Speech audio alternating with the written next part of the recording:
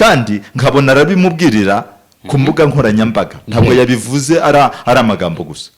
Noneho mbona abantu benshi bari bafite insanganyamatsiko yo guhora bafite amatsiko bavuga ngo ese Israel Mbonye azarongora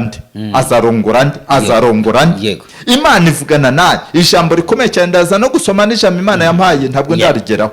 Hari ijambo Imana yampaye ndi bubasomere riri hano muri Zaburi. Imana irarimpa. Imana ngiye kubona mbona ngo Israel Mbonye nitegereza mbona afite impeta, ariko impeta ya fiançaye mbona ari kwishyira mu kuboko kwa Dorcas. None Dorcas mbona kubisa gatwenye, mbona arasetse, mbona arishimye, mbona aramwenyuye. Imana irambwira ngo ngo itegereze filime nkweretse, ngo iyi filime nkweretse hano mu rwego rujyanye n'ubuhanuzi, ngo genda uyitangaze kuko ndi Uwiteka Imana ishobora byose. Ngo ndi Imana igiye gutera kashi, ndashaka guhoza amarira uwo bita Dorcas nkuko nayahojeje mukuru we.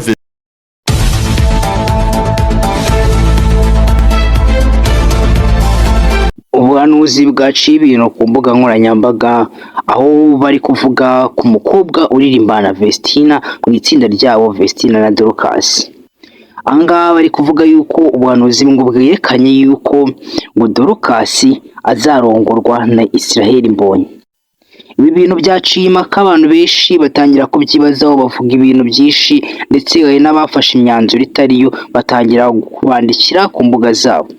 Ariko kuri ubu ngubu tuje kubabwira yuko iyo nkuru tugiye kubasengurira uyeka kanya turi kuvugana. Kuri uyu munsi tubagiye kubabwira iyi nkuru kuko iri gucishikana ahantu henshi, ndetse ni umumama watangije iyi nkuru avuga ati Vestina yarongowe na Idris umurusha imyaka 38. Ariko ubu ngubu Soni ntago yamurushaga imyaka 38. Vestina afite 21, Idris afite 38.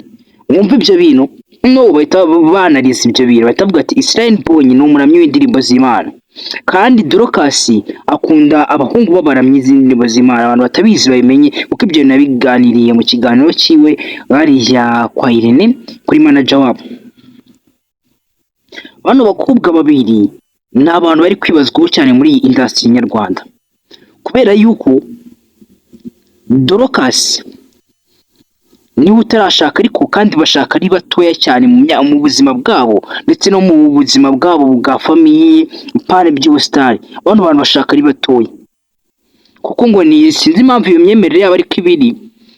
Ariko ikigaragara nuko iyo nkuru iri kuvugwa ntago ari iya nyayo. Ikiri kugaragara nuko ubwonko bwari ubuhanuzi uwo mama yanarije, aravuga ati bino bintu bishobora kugenda gutya. Kwa kundi nyine ibyo bintu ubundi amahirwe abantu benshi bari kubiha gukunda no kwanga. Ako gusa nandi kubwa bino ntaka subscribers nyikandika se dukomeze tubane no mu zindi video z'ubutaha. Ubucukumbuzi zimaze iminsi ndi gukora kuri ibi bintu, angagaragara yuko Vestina yashakanye n'umugabo umuruta cyane.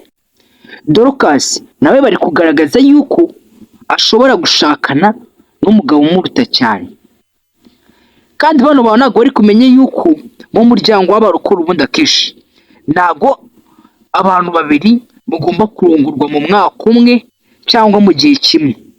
Niba wenda nka Vestina ashatse ubu ngubu muri uyu mwaka, ubu Dorcas agomba gushaka nka nyuma y'imyaka 3 afite ahantu ubundi, niko biba bigomba kugenda, niko ibintu biba byaranarijwe. Rero kuri ubu ngubu n'abantu bari kubyibazaho cyane, bagatangira kuvuga ati ngo azarongorwa na Israel Mbonye, kandi Israel Mbonye ni umuramyi w'indirimbo z'Imana ukunzwe n'abatari bake kandi ufite na fiançaye.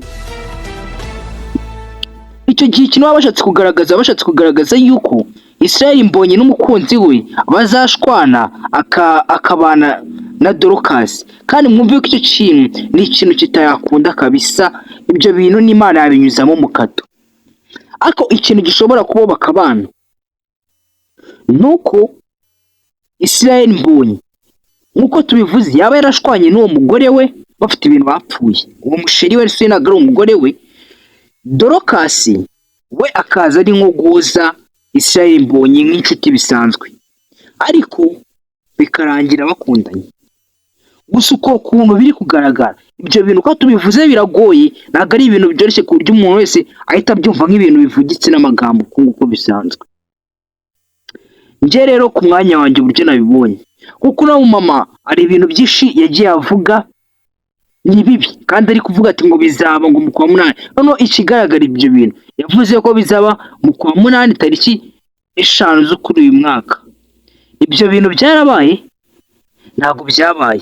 Ikigaragara ni ikinyoma gikomeye cyane, ndetse si n'ikintu cyoroshye. Niba umuntu yifata akavuga ibyo bintu, abantu bakabitega amatwi bakabyumva bakemera ko ari ukuri, kandi uwo muntu ari kwishakira amafaranga, biriya bintu birimo ikinyoma kinini cyane, kuko amezi yavuze yarageze, ntabwo byabaye.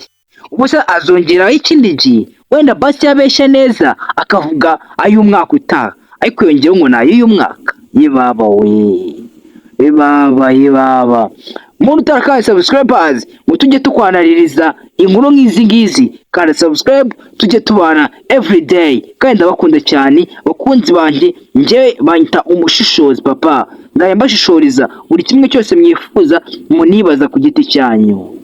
Ciao ciao papa.